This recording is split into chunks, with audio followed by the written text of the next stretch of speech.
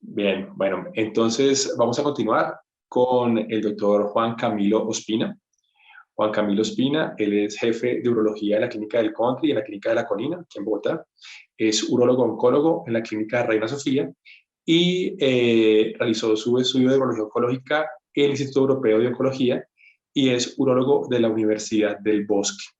Su presentación es la hormonoterapia en recaída bioquímica, cuándo, cómo y cuánto. Adelante, Juan Camilo. Bienvenido. Bueno, primero, buenos días.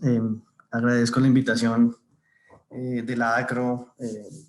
Afortunadamente tengo amigos radioterapeutas y casi que la posibilidad de realizar mi especialización de oncología fue gracias a un radioterapeuta, o sea que les tengo cariño y yo creo que el día a día del cáncer de próstata nos ha unido más porque para mí año 2021 es imposible tomar una decisión en un paciente de alto riesgo sin el complemento de la radioterapia.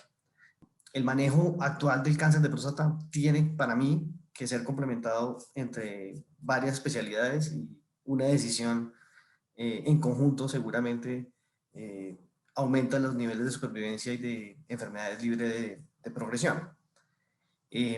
Al hablar con Holman y con William de cómo íbamos a hacer la presentación, seguramente ellos ya presentaron los estudios más relevantes que tenemos en la actualidad sobre cáncer de próstata y radioterapia. Para responder la pregunta de cuándo se hace hormono, cuándo no, yo creo que ya tenemos datos que nos deben dirigir a clasificar los pacientes por grupos y de acuerdo al grupo darles el beneficio de la hormonoterapia cuando es necesario. Y voy a compartir mi pantalla para mostrarles lo que hicimos para tratar de ampliar un poquito más ese campo de acción o mirar otros escenarios en los cuales puede ser necesario. Denme un segundo.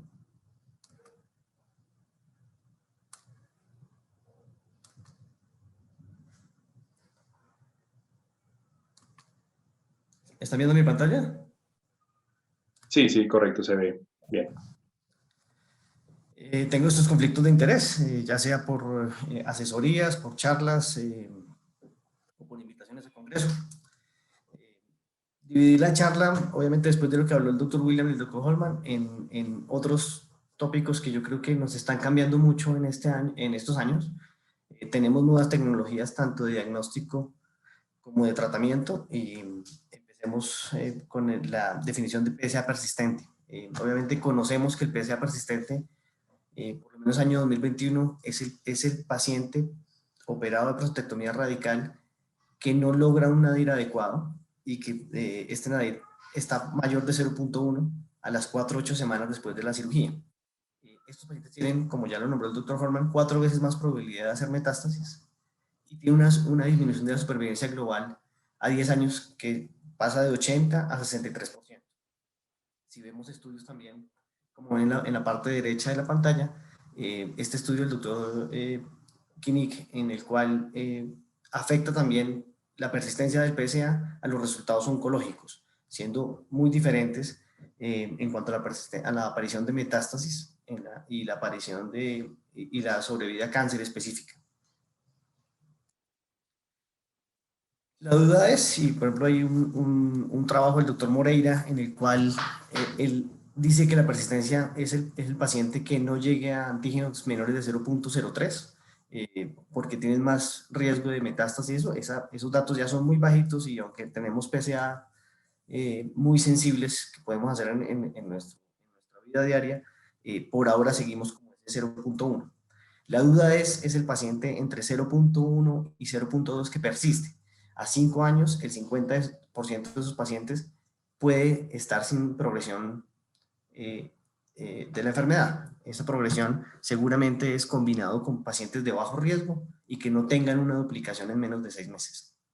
Está el estudio del doctor Cho, en el cual en estos pacientes con persistencia, casi que es la poca evidencia, aunque no es muy buena que tenemos, el paciente debería recibir radioterapia y debería hacer un bloqueo hormonal por 2 años. Si vemos las recomendaciones europeas, cuando un paciente persiste, lo que deberíamos hacer si tenemos la opción es hacerle un estudio con PSMA, como lo habló el doctor William, y si no lo tenemos, deberíamos hacer radioterapia complementaria con tratamiento hormonal por 2 años. Entonces ese es el primer escenario que yo creo que la terapia hormonal hasta ahora, con 2 años, tendría cabida. Si hablamos de los factores de riesgo de recaída, ya más o menos lo tocaron en las charlas anteriores. Vemos que los principales factores de riesgos es tener un paciente con un grupo 3, un grupo 4, un grupo 5, en combinación con márgenes positivos o que tengan un compromiso extraprostático, sobre todo si ese compromiso extraprostático es en las vesículas seminales. El estadio tumoral y el número de ganglios resecados no importa para el factor como factor de riesgo para la recaída. Y cuando tenemos compromiso ganglionar, lo más importante es el volumen tumoral o la densidad de ganglios comprometidos, más si compromete extracapsularmente la metástasis ganglionar en el ganglio. Si hablamos de biomarcadores, yo sé que ustedes en algunas charlas de cáncer de próstata ya tocaron esos temas. ¿Qué es lo que estamos viviendo ahora? La parte genética cada vez va a estar más implementada en cáncer de próstata. La principal mención es este estudio, es el más importante realizado como pacientes en recaída bioquímica, más o menos incluyeron 5 estudios, con casi 1000 pacientes que se les realizó prostatectomía radical y con seguimiento 8 años. A estos pacientes les hicieron el Decipher. Ese estudio es una prueba genética con un panel de genes en los cuales clasificaron los pacientes en bajo riesgo, en riesgo medio y riesgo alto, y el resultado de esta metaanálisis es que es un predictor significativo individual, que demostró como el bajo riesgo tiene un 5% de posibilidades de hacer una metástasis, el riesgo medio un 15% y se sube a alto riesgo por Decipher de hacer 26% de metástasis. La dificultad que tenemos ahorita es que tenemos que implementar estos estudios en la práctica clínica y en la toma de decisiones, que eso hasta ahora no lo tenemos, pero ya tenemos otro factor predictor significativo que podemos utilizar y que está disponible en Colombia. Si vemos el compromiso ganglionar, obviamente casi que podemos dividir ese compromiso ganglionar si fue encontrado en la era de PSMA o en la no era de PSMA o en la disponibilidad que tengamos de PSMA. Cuando no lo tenemos, este estudio me parece muy interesante, es un estudio realizado en 3 centros importantes, la Clínica San Rafael en Milán, el Mayo Clinic y el Instituto Ford de Estados Unidos, los cuales hicieron una revisión retrospectiva de 20 años de pacientes llevados a prostatectomía radical con linfadenectomía ampliada, en los cuales encontraban ganglios positivos y les daban radioterapia. A todos los pacientes les agregaban 6 meses de terapia hormonal y los clasificaban en grupos. El grupo intermedio, los que llevaban, o de riesgo intermedio, que tenían 1 o 2 ganglios positivos, y un grupo alto que tenía más de 3 hasta 4 ganglios comprometidos. Si ven las tablas, la supervivencia cáncer específica y la mortalidad en general fue claramente superada en los pacientes que se les agregaba radioterapia complementaria hasta 4 ganglios, más 6 meses de bloqueo hormonal. Entonces, para mí, un paciente que tenga compromiso ganglionar, sea por cirugía, en este escenario que no tenemos PSMA, debería ir a radioterapia complementaria pélvica más bloqueo hormonal por 6 meses. Es la evidencia más fuerte que tenemos, aunque no sea un estudio de muy buena calidad por ser retrospectivo. Si hablamos de compromiso ganglionar en la era del PSMA, obviamente eso nos ha cambiado mucho. Como ustedes saben, los urólogos ya tratamos de no operar tantos pacientes en bajo riesgo y los esquemas de vigilancia activa, afortunadamente, es muy raro que ya opere un paciente de bajo riesgo y es casi que generalizado en el grupo urológico. Cada vez estamos operando pacientes de más alto riesgo y cada vez vamos a encontrar más pacientes que pensábamos que no tenían compromiso ganglionar, que este estudio del PSMA, como lo mostró el doctor William, nos demuestra que sí hay compromiso regional.